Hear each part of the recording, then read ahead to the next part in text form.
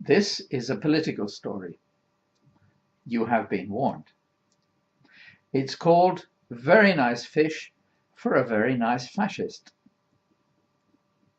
On the campaign trail for the 1982 general election in Portugal, there was an incident in a market involving the right-wing party, they call themselves the centrists.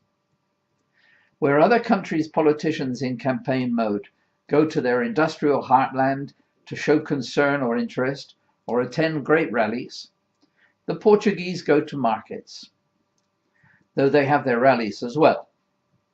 Going to the market and speaking to customers and stallholders is a mark of your democratic credentials, except that this was only a few years after the ousting of the Salazar dictatorship, and a right-wing party, centrist, could expect a lot of stick. As one of the candidates was going around one such market, pressing the flesh and smiling, he was accosted by a fishwife at her stall.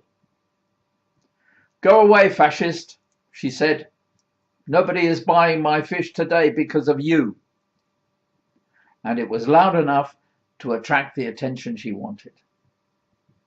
The candidate turned towards the woman and was followed by a crowd of onlookers, political supporters and journalists, all of them interested, in one way or another, in seeing how this played out. Nothing daunted, our centrist candidate walked across to the woman and said, "I'm sorry about that. How about selling me some of your fish?" This was an outcome the woman had not expected, and she was for once at a loss for words.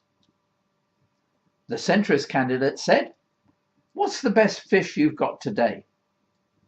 And by this time, the woman had decided that her interest in making capital from her trade was more important than any political capital to be gained. "There's some nice hake here," she said, and went into her sales pitch. "Best you can get at the market today. Absolutely fresh. Straight from my husband's boat this morning. Fishing all night they were. Good price too. Special price if you take the whole fish." The commercial instinct had won the day. The candidate, aware that the conversation had turned to what was the real issue, the buying and selling of fish, wanted to know how much a complete hake was, and so the haggling began. Before very long, the fishwife had convinced our candidate for Parliament, and a possible ministerial role, who knows? The money changed hands, the fish was duly wrapped, and the fishwife handed it over, looked at the candidate, smiled, and said, "Very nice fish for a very nice fascist."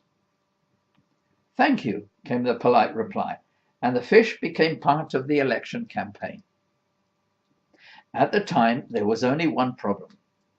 The candidate was expected in the People's Party carrier, because the caravan had to be off to the next market, and he had paid good money for this hake, so he was not letting it go.